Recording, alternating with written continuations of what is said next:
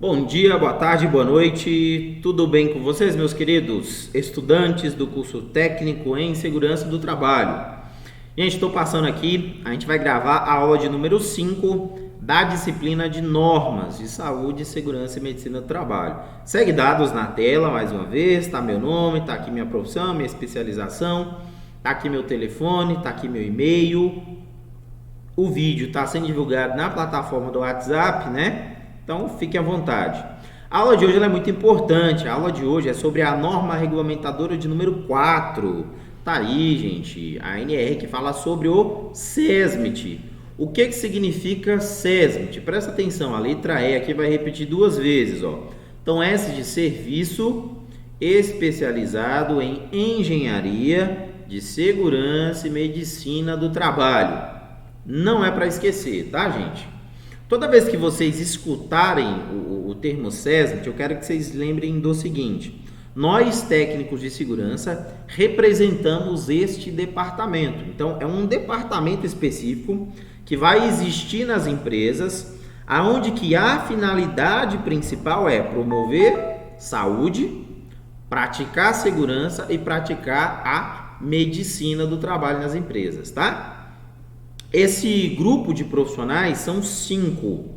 Pode ser acrescentado mais, mas regulamentados são 5. Vamos lá. Nível técnico é o técnico de segurança e o técnico de enfermagem do trabalho. Nível superior é o enfermeiro do trabalho, o engenheiro de segurança do trabalho e o médico do trabalho. Gente, estou falando aqui sempre no gênero masculino, mas vocês estão entendendo, né? Pode ser engenheiro ou engenheira. Pode ser médico ou médica, enfermeiro ou enfermeira, técnico ou técnica, tá? Então, veja bem, se eu tenho uma empresa de grande porte, a empresa tem esses 5 profissionais, ela tem um SESMIT. Porém, existe uma empresa de pequeno porte, a empresa tem lá, sei lá, 20 empregados. Aquela empresa só tem um técnico de segurança, ela só precisou contratar um. Ainda assim, aquele técnico de segurança, ele representa o SESMIT daquela empresa. E é tão legal, é tão bacana quando você trabalha, você TST, você tem lá a sua sala, seu escritório, você coloca lá na porta, ó, aqui é o SESMIT. É muito bacana, é muito interessante, tá? Não é para esquecer esse termo aqui. E aí, gente, a quantidade de técnicos de segurança, de técnicos de enfermagem, de médicos, de enfermeiros, vai variar bastante de um dimensionamento, e é o que nós vamos ver nessa aula aqui, como dimensionar esse SESMIT, como quantificar a quantidade de profissionais. Inicialmente aqui eu vou ler o primeiro item aqui, né, da NR4, o item 4.1 fala o seguinte: as empresas privadas, ou seja, iniciativa privada, e públicas, ou seja, empresa regida pelo governo. Os órgãos públicos da administração direta recebem dinheiro diretamente do governo e indireta recebe dinheiro indiretamente do governo. Dos poderes legislativo é o Congresso Nacional, deputados, câmaras dos deputados, câmaras dos senadores. E judiciário, expliquei para vocês lá na aula 2, né, da NR1. Então vamos lá, que possui empregados regidos pela CLT, ou seja, possui empregado com carteira de trabalho assinada, eu admiti, eu contratei trabalhador, manterão obrigatoriamente um SESMIT. Bacana, então é obrigação de todas essas empresas que têm empregado regido pela CLT, né, gente? Bacana. Vamos lá. Agora, ó, o dimensionamento, ou seja, as medidas do SESMIT vincula-se, ou seja, está relacionado, depende, né, da gradação de risco. Essa gradação de risco, as empresas são classificadas em grau de risco 1, 2, 3 e 4. Ó, da atividade principal. Então, toda empresa ela tem uma atividade principal. Essa atividade principal ela é registrada através de um CNAE, de uma Classificação Nacional de Atividade Econômica. Eu expliquei isso na aula de comunicação prévia, tá? A aula 1 da disciplina de construção civil. Então, vamos lá. É o número total de empregados do estabelecimento, conforme quadro 1 e quadro 2 da NR4. Presta atenção, aqui eu tenho o quadro 1 da NR4. Gente, eu tenho o registro da minha empresa, exemplo, eu tenho um CNPJ. Cadastro Nacional de Pessoa Jurídica. Aí eu vou pegar o CNPJ da minha empresa, vou lá e pesquisar no Google, pesquisar CNPJ.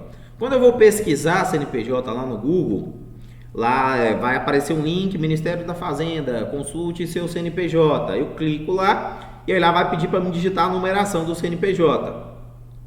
E aí eu digito toda a numeração do meu CNPJ. Digitei de Enter, a hora que eu dou Enter. Se tiver tudo correto, se o site estiver funcionando, vai aparecer essa capa aqui para mim, essa folha, essa folhinha. Veja bem, isso aqui é uma imagem que eu tirei do Google Imagens, tá? Mas, enfim, se vocês pegarem o CNPJ da escola, agora vocês conseguem baixar esses dados aqui, ó. Aqui está o número de inscrição, aqui está a data de criação da empresa, 12/7/2007. Aqui a empresa é BA Placed Assessoria em Cobranças e Serviços Administrativos Limitadas. Ok. Nome fantasia, Winner Manager. Ok. O que eu quero que vocês entendam é isso aqui, ó. Tá aqui, ó, minha atividade principal. Código e descrição da atividade principal. Para gerar o meu CNPJ, tem que ser escolhido uma atividade principal. E aí tem um código. O contador faz esse processo pra gente, tá? Aí aqui eu tenho as atividades secundárias. A atividade principal da empresa é atividade de cobrança e informações cadastrais. Deus me livre. Aí nós temos as atividades secundárias, ó. Código 8211, dígito 00. Serviços combinados de escritório e apoio administrativo. Código 731903. Marketing direto.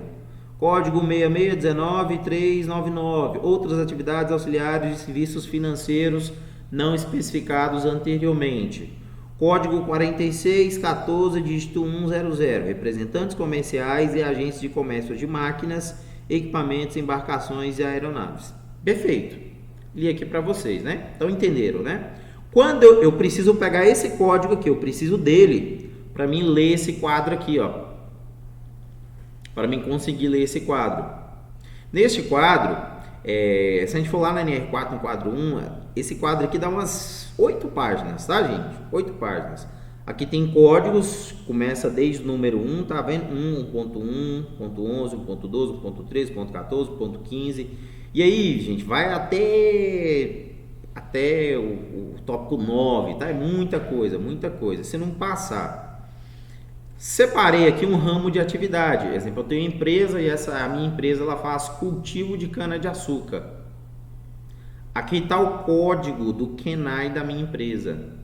E aqui eu vou achar o grau de risco. Então, a primeira informação essencial é o código e a segunda é o grau de risco. Tá bom, achei o grau de risco da minha empresa. Fiz a pesquisa. Agora eu vou lá no quadro 2 da NR4. Tá claro aqui, gente?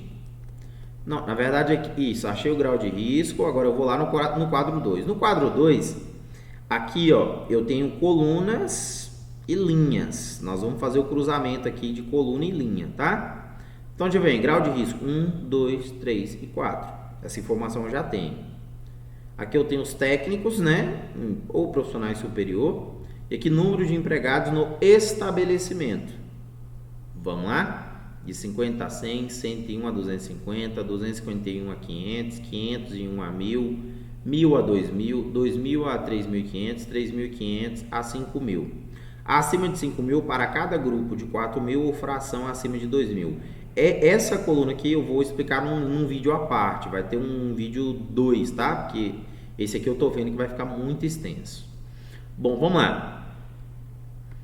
Eu tenho uma empresa, a minha empresa ela tem de 50 a 100 empregados, mas naquela tem 80, então tá aqui entre essa coluna.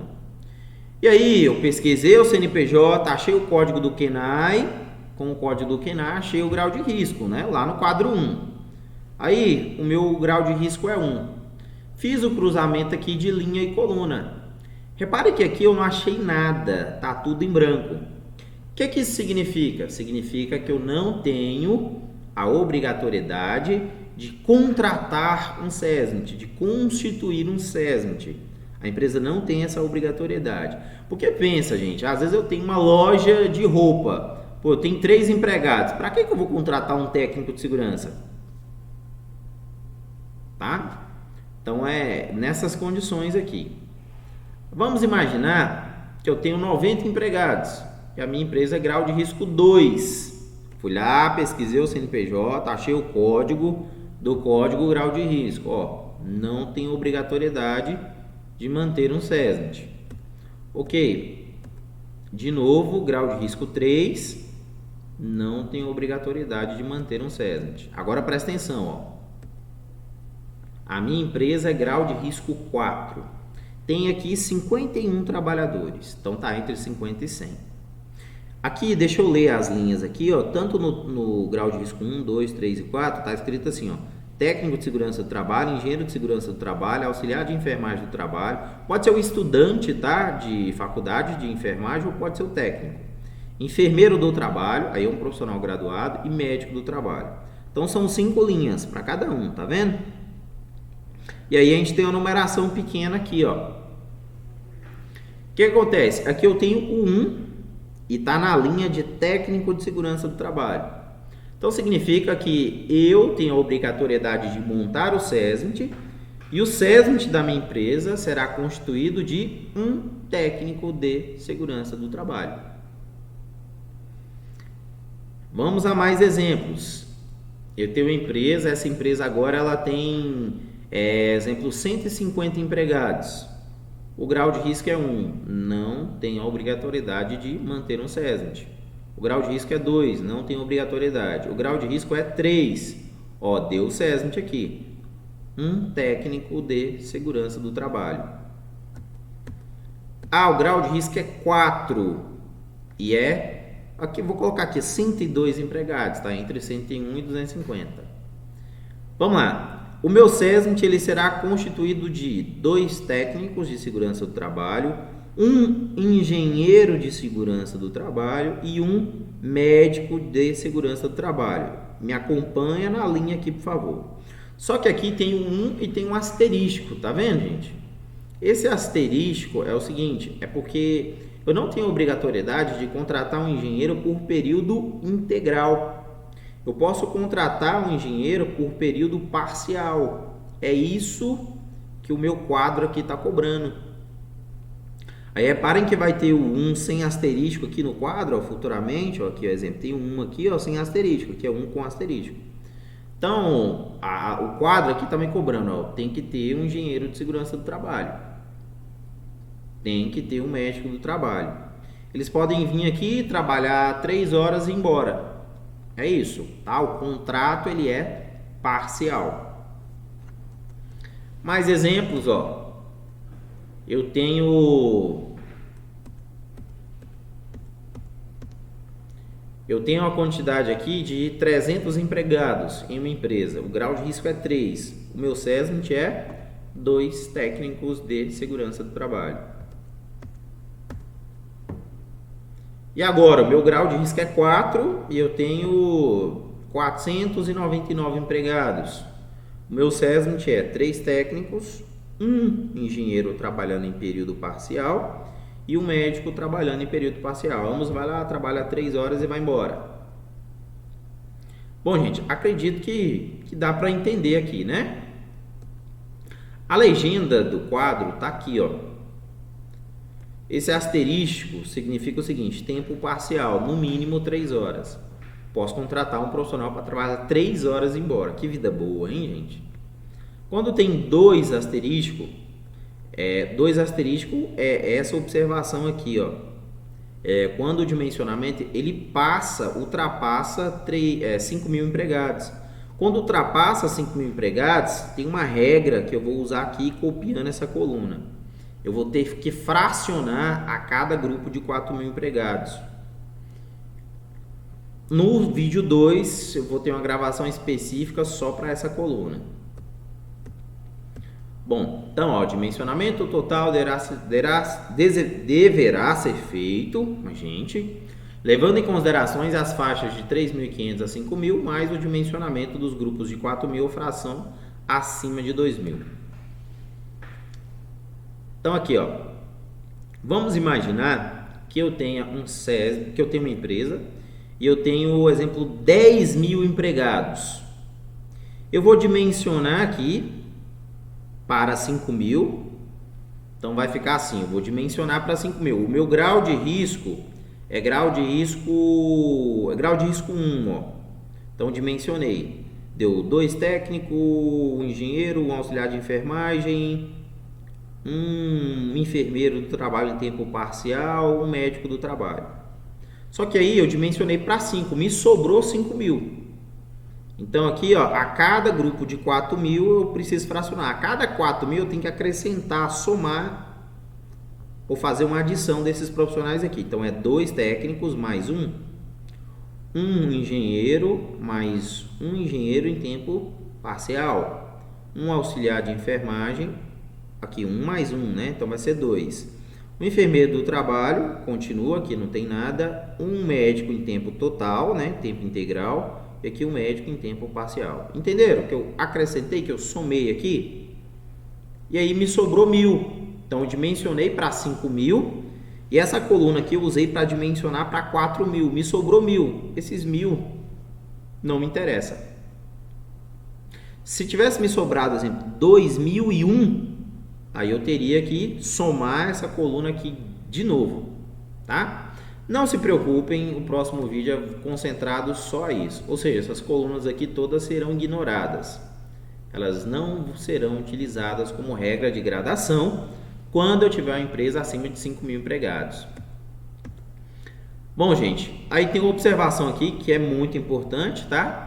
Hospitais, ambulatórios, maternidade, casas de saúde, casas de repouso, clínicas e estabelecimentos similares com mais de 500 empregados deverão contratar um enfermeiro em tempo integral. Aí, quando tem essa observação, quando tem essa nota, ignora-se o quadro, tá? Então, exemplo, eu tenho um hospital. Esse hospital tem aqui, ó, 500, tem 600 empregados. Então, é essa coluna aqui, gente, ó. Eu não usei o exemplo da coluna de 500, né? Mas essa coluna aqui do lado, ó, tem 600 empregados. É um hospital. Foi feito o dimensionamento no grau de risco 2 aqui. Não deu nada, ó. Só deu um técnico. Então, neste caso aqui, mesmo que não deu nada, eu tenho que contratar um enfermeiro em tempo integral, tá, gente? Vamos lá. Para dimensionamento do SESMIT, os canteiros de obras e frente de trabalho, vou repetir de novo. Se não entender a primeira aula, não entende disciplina nenhuma. O anexo 1 da NR1. Isso aqui eu expliquei, o que é canteiro de obra, o que é frente de trabalho. Com menos de 1.000 empregados, situados no mesmo estado, território, Distrito Federal, não serão considerados como estabelecimentos. O estabelecimento, gente, é como se fosse cada unidade de uma empresa.